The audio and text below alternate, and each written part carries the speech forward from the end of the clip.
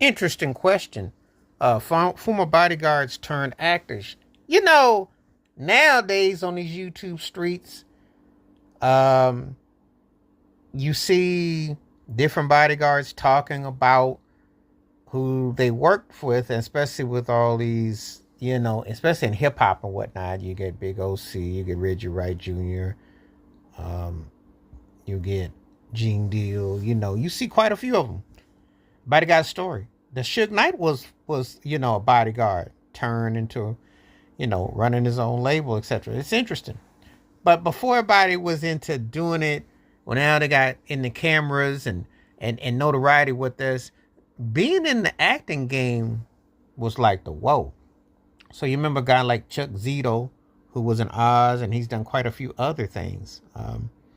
Very distinctive cat who's done different things. Of course, one of the most obvious distinctive cats was Michael Clark Duncan in The Green Mile. And, you think about where these guys started off in the industry, and then somewhere along the line, they took those talents and then got them behind the camera, got in the camera and got bigger with it. So it's a very interesting role, bodyguards, when you see bodyguards becoming, it's one thing if they write books, because I've seen that happen. Dancing bodyguards on stage. I've seen that happen. Prince used to have dancing bodyguards. He made his bodyguards quite known because they had character within character.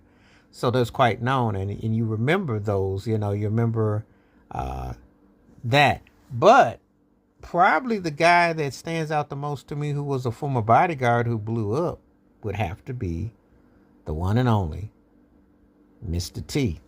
Because a little over 40 years ago, you talk about someone that had an iconic presentation and aura about him, and where he went with it, with the mohawk, with the jewelry.